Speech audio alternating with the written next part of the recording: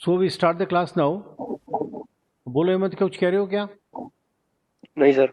हाँ, देखो अभी हमें वो लाप्लास ट्रांसफॉर्म वाला चैप्टर वो पूरा हो गया है, जिसके अंदर हमें कुछ फंक्शंस के लाप्लास ट्रांसफॉर्म की थ्योरम और हमने इनवर्स लाप्लास और फिर ट्रांजिएंट सर्किट, ये हमने उसके अंदर कंप्लीट कर लिया। सबसे बड़ा टॉपिक भी यही था। अब जो टॉपिक्स है ना वो इतने बड़े बड़े नहीं है और काफ़ी सिलेबस कवर कर लिया है इसका, सर्किट थ्योरी का हमने। कल कुछ बच्चे कह रहे थे, बोले सर इसको आप क्वेश्चंस भी दे दो। मैं क्वेश्चन दे दूंगा, आज मैं तैयार कर लेता हूँ, कुछ क्वेश्चंस तो मेरे पास हैं। ठीक है ना?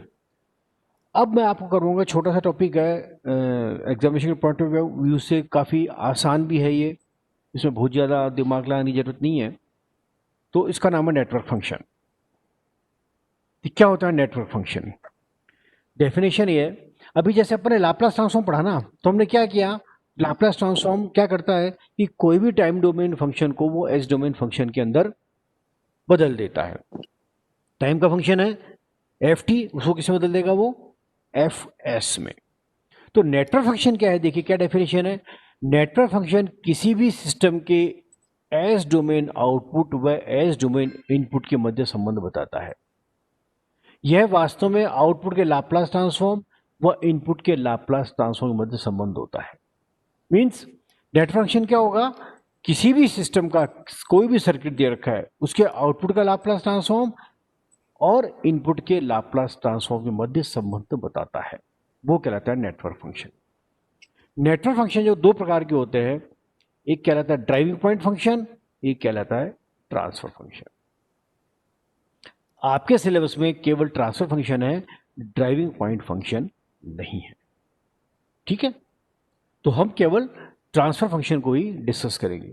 बेसिकली क्या बताएगा ये, लाप्लास ट्रांसफॉर्म आउटपुट का और लाप्लास ट्रांसफॉर्म इनपुट सिग्नल का, इन दोनों के मध्य संबंध बताता है।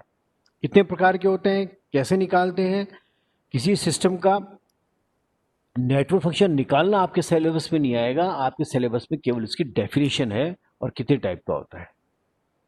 ठीक है, तो देखिए ये आपका कोई भी टू पोर्ट नेटवर्क है।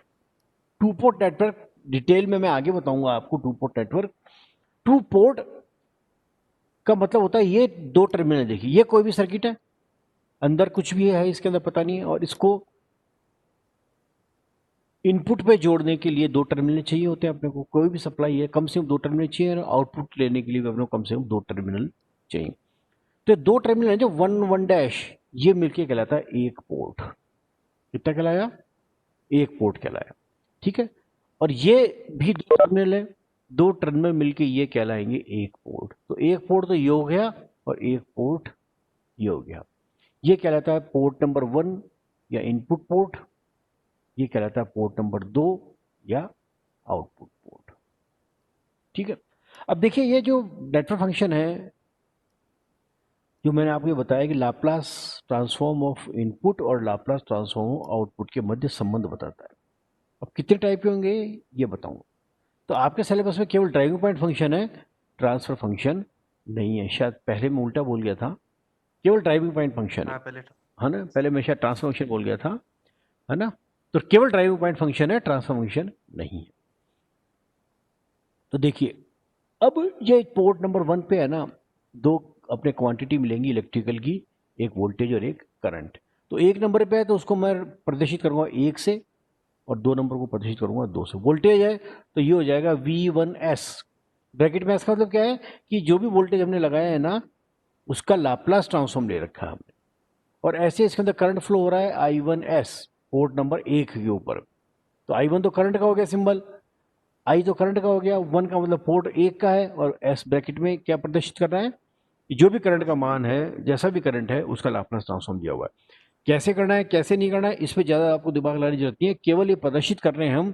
आई वन एस का मतलब यह है कि करंट का लाप्लास ट्रांसफॉर्म दे रखा है, वी वन एस का मतलब ये है करंट का, वोल्टेज का लाप्लास ट्रांसफॉर्म ले रखा है। ओके,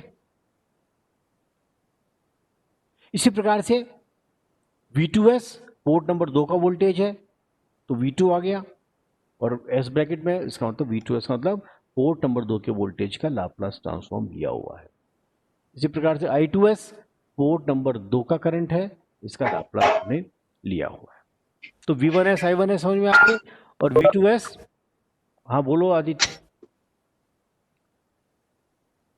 आदित्य बोलिए क्या कह रहे हो। ठीक है, V2S और I2S पोर्ट नंबर 2 के वोल्टेज करंट है, V1S I1S पोर्ट नंबर 1 के करंट है जिनका लाप्लास ट्रांसफॉर्म हमने दिया हुआ है। अब ये ड्राइविंग पॉइंट फंक्शन किसको कहते हैं? ड्राइविंग पॉइंट फंक्शन क्या होगा, एक ही पोर्ट का ट्रांसफॉर्म वोल्टेज व उसी पोर्ट के ट्रांसफॉर्म करंट का अनुपात ड्राइविंग पॉइंट फंक्शन कहलाता है। ट्रांसफॉर्म वोल्टेज का क्या मतलब है? ट्रांसफॉर्म वोल्टेज का मतलब है उसका हमने लाप्लास ट्रांसफॉर्म लिया हुआ है। This is the meaning of transform voltage. तो ड्राइविंग पॉइंट फंक्शन क्या है? एक ही पोर्ट का ट्रांसफॉर्म वोल्टेज व उसी पोर्ट का ट्रांसफॉर्म करंट। ट्रांसफॉर्म करंट और ट्रांसफॉर्म वोल्टेज का मतलब क्या है? उसका हमने लाप्लास ट्रांसफॉर्म लिया हुआ है। ठीक है, उसका जो अनुपात है वो कहलाता है ड्राइविंग पॉइंट फंक्शन। जैसे इसी पोर्ट का वोल्टेज और इसी पोर्ट का करंट, इसी पोर्ट का वोल्टेज और इसी पोर्ट का करंट। ट्रांसफर फंक्शन में क्या, इधर का एक होता है और इधर का एक होता है, क्रॉस होते हैं, वो हमारे एक सिलेबस में नहीं है। एक पोर्ट का वोल्टेज, एक पोर्ट का करंट, या दूसरे पोर्ट का वोल्टेज और उसी पोर्ट का करंट का अनुपात क्या कहलाएगा? ड्राइविंग पॉइंट फंक्शन कहलाएगा। अभी देखो 4 प्रकार के। ये तो आपको पता है वोल्टेज अपॉन करंट जो है ना उसकी इकाई होती है ओम। ठीक है, और डीसी में तो उसको बोलते हैं रेजिस्टेंस, और एसी में उसको बोलते हैं इम्पीडेंस या प्रतिबाधा। तो ड्राइविंग पॉइंट फंक्शन क्या होगा? इसको बोलेंगे हम driving point input impedance, V1 upon I1, V1S upon I1S।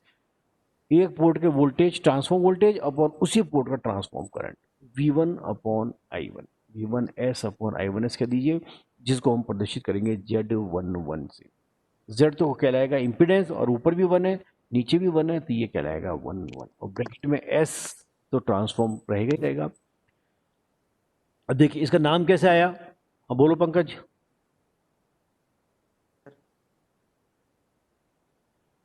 देखिए ड्राइविंग पॉइंट फंक्शन तो देख ही रहे हैं अपन, तो ड्राइविंग पॉइंट तो आ ही जाएगा। इम्पीडेंस का है क्योंकि V अपॉन I है, वो प्रतिबाधा है, और इनपुट की क्यों कहलाएगी? क्योंकि ये पोर्ट नंबर 1 के है। ठीक है, तो ये कहलाएगा driving point input impedance Z11S equal to V1S upon I1S। ऐसी ड्राइविंग पॉइंट आउटपुट इम्पीडेंस क्या हो जाएगा? Z22S, और ये हो जाएगा V2S अपॉन I2S। ये हो जाएगा ड्राइविंग पॉइंट आउटपुट इम्पीडेंस। तो वोल्टेज अपॉन करंट है जब तो कहलाएगा इम्पीडेंस, और करंट अपॉन वोल्टेज है तो वो कहलाएगा एडमिटेंस, प्रवेश्यता। हिंदी में इसको बोलते हैं प्रवेश्यता, एडमिटेंस को। ठीक है ना, ये रहा एडमिटेंस और इधर भी एडमिटेंस। तो ड्राइविंग पॉइंट इनपुट एडमिटेंस कहलाएगा। ड्राइविंग पॉइंट इनपुट, क्योंकि पोर्ट नंबर 1 के ऊपर है, रेशो उल्टा हो जाएगा, I1 अपॉन V1 हो जाएगा, और इसको प्रदर्शित करते हैं प्रवेश्यता को या एडमिटेंस को किससे प्रदर्शित करते हैं हम? Y1, Y से। ऊपर भी 1 है नीचे भी 1 तो होगा Y11, और driving point output admittance Y22S equal to I2S upon V2S, I2S upon V2S। ये हो जाएगा Y22S इक्वल टू, ये इक्वल टू है ये ड्राइविंग पॉइंट आउटपुट एडमिटेंस। तो 4 प्रकार के ड्राइविंग पॉइंट फंक्शन हुए, driving point input impedance, driving point output impedance, driving point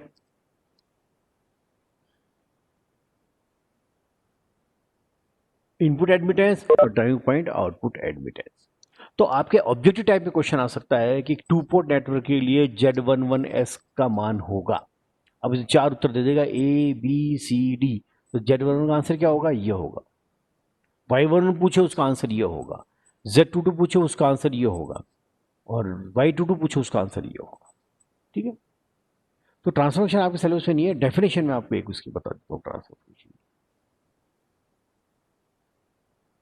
ये ट्रांसफर फंक्शन, एक पोर्ट का ट्रांसफर वोल्टेज या करंट तथा दूसरे पोर्ट का ट्रांसफर वोल्टेज या करंट का अनुपात ट्रांसफर फंक्शन कहलाता है।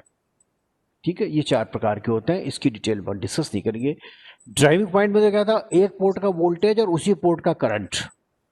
ट्रांसफर फंक्शन में एक पोर्ट का एक क्वांटिटी में वोल्टेज करंट दोनों आ सकते हैं, और दूसरे पोर्ट की दूसरी क्वांटिटी, मतलब क्रॉस होएगा, एक क्वांटिटी एक पोर्ट से लेनी है, एक क्वांटिटी दूसरे पोर्ट से लेनी है, तो वो कहलाएगा transfer function. Driving point function में एक ही पोर्ट की क्वांटिटी आती है। ठीक है, उसको डिटेल में डिस्कस नहीं करेंगे क्योंकि because that is not in your syllabus. अब हम डिस्कस करेंगे poles and zeros of a network function. Important concept है, क्वेश्चन भी आता है इसके ऊपर। क्या चीज है poles and zeros of a network function? Network function अपन ऊपर डिफाइन कर ही दिया है। अब देखिए, कोई भी नेटवर्क फंक्शन है, जैसे भी अपन ने लिखा Z11S बराबर V1S अपॉन I1S, ठीक है ना, पोर्ट एक का वोल्टेज अपॉन पोर्ट एक का करंट। तो जनरलाइज फॉर्म में यदि हम देखेंगे ना, क्योंकि ये जब मैंने ट्रांसफॉर्म वोल्टेज या ट्रांसफॉर्म करंट लिया है, लाप्लास ट्रांसफॉर्म ले लिया, इसका मतलब सारी की सारी क्वांटिटीज जो आएंगी वो एस के पदों में आएगी, एस के टर्म्स में आएगी।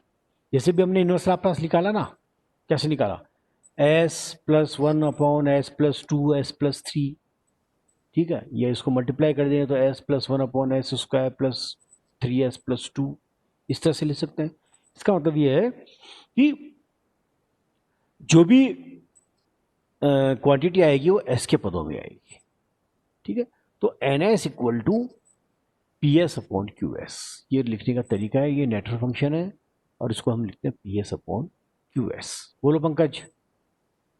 सर ये पी और क्यू का मतलब क्या है? हैं, P और क्यू इसको रिप्रेजेंट करते हैं, क्या कह रहे हो?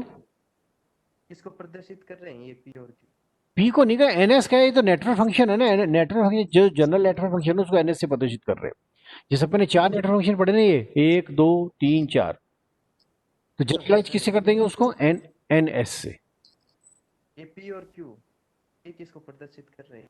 पी और क्यू, हाँ बता रहा हूं, P S upon Q S, जो भी हमने फंक्शन निकाला ना एन एस, तो उसमें कुछ टर्म एस के ऊपर आएंगी, कुछ टर्म एस की नीचे आएंगी, कुछ अंश में आएगी कुछ हर में आएगी, उसको प्रदर्शित कर रहा है P S upon Q S. जैसे मैंने बताया ना आपको कि कोई फंक्शन है, अभी जैसे अपन ने लाप्लास ट्रांसफॉर्म पर पढ़ा था, तो कोई भी नेटवर्क फंक्शन ले लिया अपन ने, है ना, उसको हम कैसे प्रदर्शित, कोई भी फंक्शन एफ एस लिखते हैं ना, जैसे एन एस है, एफ एस ऐसे लिखते हैं, ऐसे एन एस है। एन एस बराबर क्या हो सकता है, S plus 1 upon S square, इसमें आ नहीं रहा स्क्वायर, एस स्क्वायर आ नहीं रहा, इसको हटाता हूं मैं, नीचे लिखता हूं इसको, यह ऐसा पूछिए, S square plus 3s plus 2, ये इस तरह से होगा कोई भी फंक्शन। जैसे ऐसे अपने लाप्लास इनवर्स निकाला था तो कोई भी फंक्शन ऐसे था ना, तो इसका जनरल रूप है ये एन एस बराबर P S upon Q S. तो ऊपर वाला तो कहलाएगा पी एस और नीचे वाला कहलाएगा क्यू एस। अब इसकी जनरल टर्म क्या हो सकती है, जनरल टर्म ये हो इस तरह से, ये तो कोई पर्टिकुलर चीज है, S plus 1 upon S square plus 3s plus 2, यहां पे देखिए इस तरह से लिखा जाएगा। इस तरह से लिखने का मतलब क्या है, ऊपर तो एस के टर्म्स ऊपर वाले और एस के टर्म्स नीचे वाले, अलग अलग घात हो सकती है। जैसे उसमें ऊपर एस की घात कितनी है, एक ही है, इसमें एस की घात कितनी है, अधिकतम 2, तो ऊपर एस की घात को मैं एन से प्रतिशत दूंगा, एस की घात एन, और नीचे मैं प्रतिशत दूंगा एस की घात एम। एम और एन का मान कुछ भी हो सकता है, लेकिन आगे कंडीशन है एम का मान हमेशा एन से ज़्यादा होना चाहिए, मतलब नीचे वाले की पावर हमेशा ऊपर वाले से ज़्यादा होनी चाहिए। तो इसको जनरल फॉर्म में इस तरह से लिखा मैंने, ऐसे लिखा a0 एस की power n plus a1 s की power n minus 1 plus a2 s की पावर n माइनस 2, तो एस की घात घटती जाएंगी और लास्ट में बचेगा an एस की power 1 plus an minus 1 S plus an। इसी प्रकार से नीचे हो जाएगा b0 का हो जाएगा b0 एस की power m plus b1 s की power m minus one plus b2 s की power m minus two plus dash dash bm minus one s plus bm, ये an होएगा और ये bm होएगा। ये सारे जहां पर a0 a1 से लेके an तक तो क्या है, कोफिशिएंट है, और b0 b1 bm qs के कोफिशिएंट। तो a0 a1 dash dash an तथा b0 b1 bm polynomial ps तथा qs के कोफिशिएंट्स हैं। ये पॉलिनोमियल फॉर्म कहलाती है, जिसमें पावर दी होती है ना s की, वो पॉलिनोमियल फॉर्म कहलाती है। और अगर टुकड़े कर रखे हैं अपन ने s+1 ब्रैकेट s+2, तो वो कहलाती है फैक्टर फॉर्म। ठीक है ना। तो फैक्टर फॉर्म भी आगे बताऊंगा मैं आपको। तो a0 a1 से लेके an पूरे और b0 से लेके bm तक पॉलिनोमियल ps तथा qs के कोफिशिएंट हैं। और किसी भी पैसिव नेटवर्क के लिए ये हमेशा वास्तविक होनी चाहिए संख्या तथा धनात्मक होनी चाहिए। किसी भी नेटवर्क के लिए ये कैसे होनी चाहिए, वास्तविक और धनात्मक होने चाहिए, मतलब रियल और पॉजिटिव होने चाहिए। ठीक है। अब इसके टुकड़े कर दूं मैं, जैसे अभी मैंने आपको बताया था, यहां पे था s² प्लस 3s प्लस 2, नीचे पावर कितनी है s², कितने फैक्टर होंगे, 2 फैक्टर होंगे। s³ है नीचे तो 3 टुकड़े होंगे, s4 है तो 4 टुकड़े होंगे। ठीक है। यहाँ s की पावर कितनी है n, तो कितने फैक्टर होंगे, n फैक्टर होंगे, और इससे कितने फैक्टर होंगे, m। तो कोई भी नेटवर्क फंक्शन को फैक्टर रूप में इस प्रकार से लिखा जा सकता है। तो ns बराबर ps अपॉन qs, तो यही ns बराबर ps अपॉन qs। और ये कोई कांस्टेंट बाहर निकल रहा है इन दोनों में से, ऊपर भी कोई चीज कॉमन आ रही है और नीचे भी कोई चीज कॉमन आ रही है, तो उसको मैंने बाहर निकाल दिया, a0 अपॉन b0 लिख दिया उसको। ठीक है। और ऊपर टुकड़े कितने होंगे, n, तो इस तरह से लिख दिया s minus z1 s minus z2 dash dash, कहाँ तक हो जाएंगे, s माइनस zn तक। ये फैक्टर फॉर्म में लिख दिया, अपॉन ये ps के टुकड़े हो गए, और qs के टुकड़े क्या होंगे, s minus p1 s minus p2 s minus pm। ये इक्वेशन नंबर 2 है। इसके टुकड़े कितने हो गए, m, इसके फैक्टर हो गए, ऊपर वाले के फैक्टर कितने हो गए, n। ठीक है। जहां z1 z2 dash dash z1 समीकरण ps इक्वल टू 0 के रूट्स हैं। अभी बताता हूं मैं क्या है ये चीज।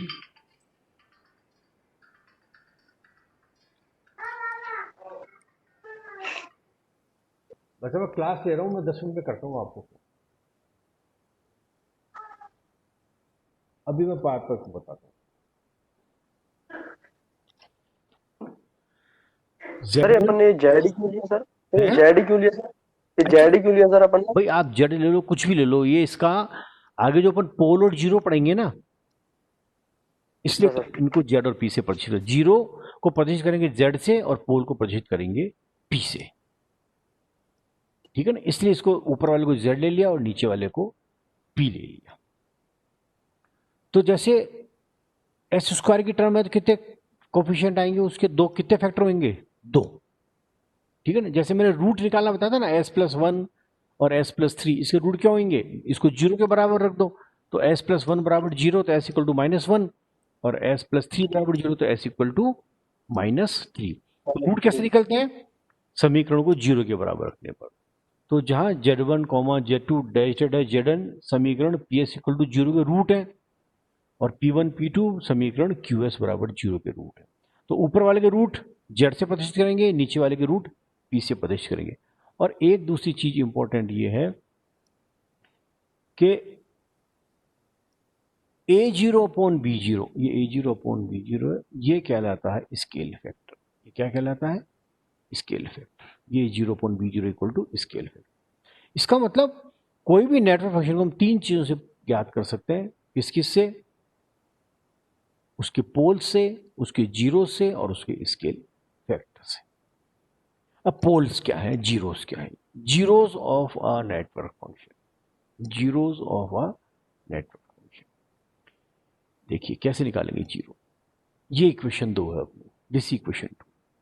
इक्वेशन 2 में यदि मैं s का मान z1 रख दूं, s बराबर क्या रख दूं, z1, या s बराबर Z2 या S बराबर Zn। एक भी मान रख दो, S बराबर Z1, क्या टर्म हो जाए, ऊपर की वैल्यू कितनी हो जाएगी, S बराबर Z1 रखा, Z1 से Z1 कटेगा, कितना हो गया 0, पूरा का पूरा क्या हो जाएगा, ये 0 हो जाएगा। तो इक्वेशन 2 में यदि कॉम्प्लेक्स फ्रीक्वेंसी S का मान Z1 रख दूं या Z2 रख दूं या Zn के बराबर रख देते हैं, तब नेटवर्क फंक्शन का मान 0 हो जाता है, शून्य हो जाता है। अतः वे कॉम्प्लेक्स फ्रीक्वेंसी, S जो है क्या है, कॉम्प्लेक्स फ्रीक्वेंसी है, अतः वे कॉम्प्लेक्स फ्रीक्वेंसी जिन पर नेटवर्क फंक्शन का मान शून्य हो जाता है, वे उस फंक्शन के जीरोस कहलाते हैं। और पोल जीरो डायग्राम में इन्हें एक छोटे ओ से जीरो से प्रदर्शित करते हैं। पोल जीरो डायग्राम जो कल कराऊंगा मैं आपको, तो उस डायग्राम के अंदर जब मैं एक छोटा सर्किल बनाऊंगा, ओ बनाऊंगा, इसका मतलब क्या है, वो उस नेटवर्क फंक्शन के जीरोस हैं। तो जीरोस क्या कहलाएंगे, वो नेटवर्क फंक्शन जिन पर, वो कॉम्प्लेक्स फ्रीक्वेंसीज जिन पर नेटवर्क फंक्शन का मान 0 हो जाता है, वे उस फंक्शन के जीरोस कहलाते हैं। और पोल्स, ऐसे इक्वेशन 2 में मैं S बराबर P1 रख दूं, कॉम्प्लेक्स फ्रीक्वेंसी का मान किसके बराबर रख दूं, P1 या P2 या Pm, तो नीचे क्या आ जाएगा 0, और किसी भी फंक्शन के नीचे यदि 0 है, उस फंक्शन का मान होगा अनंत या इनफाइनाइट, तो वो कहलाएंगे उसके पोल्स। पोल्स क्या कहलाएंगे, इक्वेशन 2 में यदि कॉम्प्लेक्स फ्रीक्वेंसी S का मान P1 या P2 या Pm के बराबर रख दें, तब नेटवर्क फंक्शन का मान अनंत हो जाएगा। अतः वे कॉम्प्लेक्स फ्रीक्वेंसीज जिन पर नेटवर्क फंक्शन का मान अनंत हो जाता है, इनफाइनाइट हो जाता है, वे उस फंक्शन के पोल्स कहलाते हैं। और पोल जीरो डायग्राम में इन्हें हम एक स्मॉल क्रॉस से प्रदर्शित करते हैं। तो पोल को प्रदर्शित करेंगे क्रॉस से, और जीरो को प्रदर्शित करेंगे छोटे जीरो से।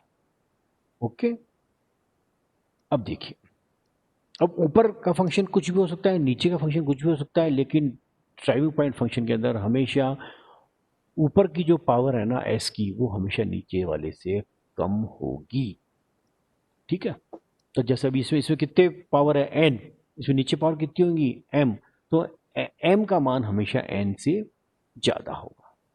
ठीक है, अब एक चीज़ और,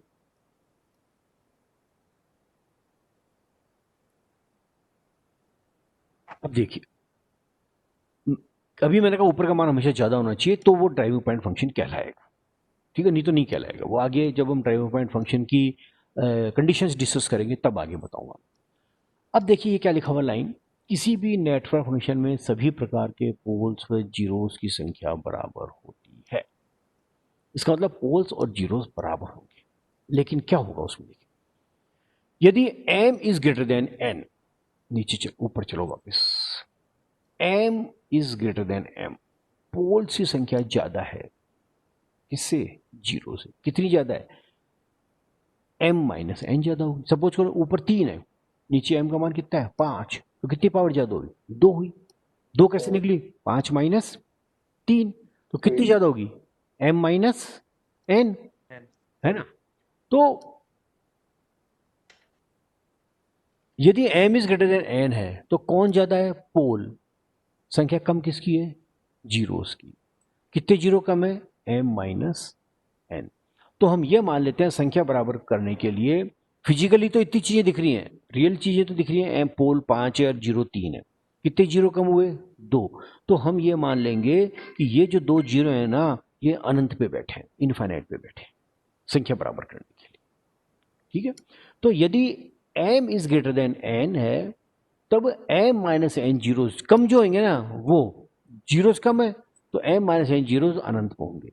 इसी प्रकार यदि n is greater than m है, n की संख्या ज्यादा है m से, तो कौन ज्यादा हुए, जीरो, तो इनफाइनाइट पे कौन जाएगा, पोल। हाँ बोलो हेमंत। तब जी सर। तब n माइनस एम पोल्स अनंत पर होंगे। तो जो कम होंगे ना, वो कहाँ जाएंगे, इनफाइनाइट पे अपन मान लेते हैं संख्या बराबर करने। ठीक है ना, संख्या बराबर करने के लिए हम दोनों की वैल्यूज बराबर मान लेते हैं। तो देखिए ये पोल जीरो डायग्राम जो है वो कल कराऊंगा मैं आपको। हाँ, इसका डायग्राम भी कल बना लूंगा मैं, और डेफिनेशन भी बता दूंगा, या डेफिनेशन तो चलो देख लो छोटी सी, कि पोल जीरो डायग्राम क्या कहलाएगा, एस प्लेन में, तो जो कॉम्प्लेक्स फ्रिक्वेंसी ना एस, तो ग्राफ जब बनाएंगे तो एस प्लेन में पोल जीरो तथा स्केल फैक्टर को प्रदर्शित करने वाला डायग्राम पोल जीरो डायग्राम कहलाता है। अब एस प्लेन क्या है ये भी कल डिस्कस करेंगे, कैसे प्रदर्शित करेंगे पोल तथा जीरो, स्केल फैक्टर कैसे निकालेंगे, ये सब चीज़ें मैं आपको बता दूंगा, ठीक है, कल बताऊंगा ये। तो आज जो किया है, एक तो नेटवर्क फंक्शन, नेटवर्क फंक्शन दो प्रकार के होते हैं, ड्राइविंग फंक्शन और ट्रांसफर फंक्शन। अपने सिलेबस के अंदर केवल और केवल ड्राइविंग पॉइंट फंक्शन है, ये चार तरह के बता दिए, Z11S, Z22S, Y11S, Y22S, और फिर बता दिया मैं पोल्स एंड जीरोस क्या होते हैं, कैसे निकालते हैं। अब कल जब एक न्यूमेरिकल करूँगा ना, तो हो सकता है उस न्यूमेरिकल से ज़्यादा आपके क्लेरिफिकेशन उसका हो जाएगा, ठीक है ना। तो कल मैं इसका न्यूमेरिकल करवाऊंगा एक आपको, कि पोल जीरो डायग्राम बताऊंगा, और उसको आप ढंग से कर लीजिए, रूट निकालना आपको उसमें आना चाहिए। एनी डाउट, थोड़ा बहुत समझ में आया, ठीक है ना। अभी इसको यूट्यूब पे अपलोड कर दूंगा मैं, नोट्स आपको मैंने व्हाट्सएप कर ही रखे हैं, आप पढ़ लीजिए, और कुछ अक्षर जहाँ पे क्लियर नहीं है ना, तो उसको अपने नोट्स ढंग से बना लीजिए, ओके।